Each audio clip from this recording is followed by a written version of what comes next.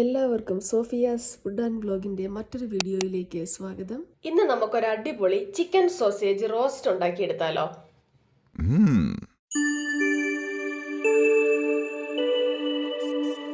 ഇതിനായി ഞാൻ ഒരു സബോള, 5-6 വെളുത്തുള്ളി, ഒരു ഇഞ്ചി കഷ്ണവും 3 സോസേജും എടുത്തിട്ടുണ്ട്.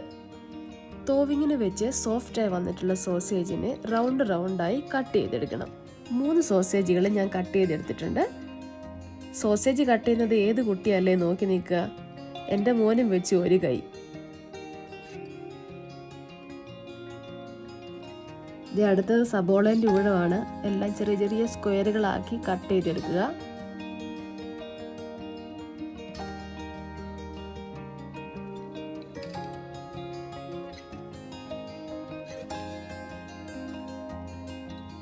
വെളുത്തുള്ളി ചെറുതായി കട്ട് ചെയ്തെടുക്കുക. എടുത്തു വെച്ചിരിക്കുന്ന ഇഞ്ചി കഷ്ണവും അതുപോലെ ചെറുതായിട്ട് കട്ട് ചെയ്തെടുക്കുക. അപ്പോൾ കട്ടിങ് കഴിഞ്ഞിട്ടുണ്ട്. ഇനി മസാലയ്ക്ക് വേണ്ട ഇനങ്ങൾ എന്തൊക്കെയാണെന്ന് നോക്കിയാലോ. 1 ടീസ്പൂൺ മുളക് പൊടി, 1/4 ടീസ്പൂൺ മഞ്ഞൾപ്പൊടി, 1/4 to 1/2 ടീസ്പൂൺ കുരുമുളക് പൊടി, ഉപ്പ് ആവശ്യത്തിന്, 2 തണ്ട് കറിവേപ്പില. ചൂടായ പാനിലേക്ക് 1 സ്പൂൺ നെയ്യ് ഒഴിച്ച് നമ്മുടെ സോസേജിനെ എല്ലാം വറുത്തെടുക്കുക.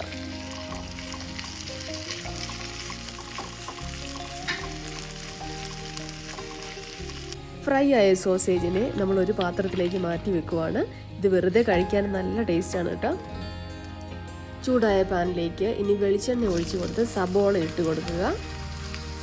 സബോള ഒന്ന് വാടി കഴിയുമ്പോൾ അതിലേക്ക് വെളുത്തുള്ളിയും ഇഞ്ചിയും ഇട്ട് കൊടുത്ത് ഗോൾഡൻ ബ്രൗൺ ആകുന്നത് വരെ വഴറ്റിയെടുക്കുക.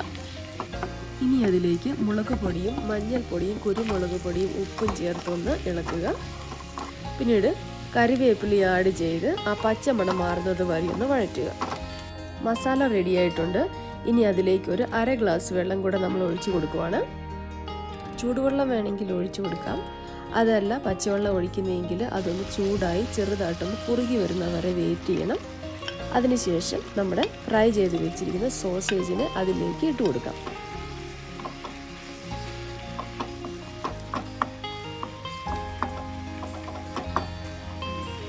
ഈ സോസേജിനകത്തേക്ക് മസാലയെല്ലാം ഒന്ന് യോജിക്കുന്നത് വരെ നമുക്കിതൊന്ന് ഇളക്കി കൊടുത്ത് ഒരല്പസമയം മൂടി വെച്ച് തന്നെ വേവിച്ചെടുക്കാം.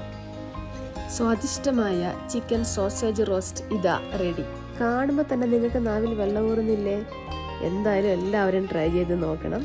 കുട്ടികൾക്കും മുതിർന്നവർക്കും എല്ലാവർക്കും അത് ഇഷ്ടപ്പെടും. വീട്ടിലെല്ലാവരും കൂടുന്ന സമയത്ത് ഒരു പിടി സോസേജും വീട്ടിലുള്ള ഇൻഗ്രീഡിയൻസ് മാത്രം യൂസ് ചെയ്ത് ഇതുപോലൊരു ഐറ്റം നിങ്ങളൊന്ന് ട്രൈ ചെയ്ത് നോക്കിയേ. നിങ്ങളുടെ ഡൈനിങ് ടേബിൾ എത്ര ആക്റ്റീവ് ആകുമെന്ന് നിങ്ങൾ കണ്ടോളൂ. ഞങ്ങളുടെ വീഡിയോ നിങ്ങൾക്ക് ഇഷ്ടമായെന്ന് കരുതുന്നു. ഇഷ്ടമായെങ്കിൽ ഞങ്ങൾക്കൊരു ലൈക്ക് തരൂ.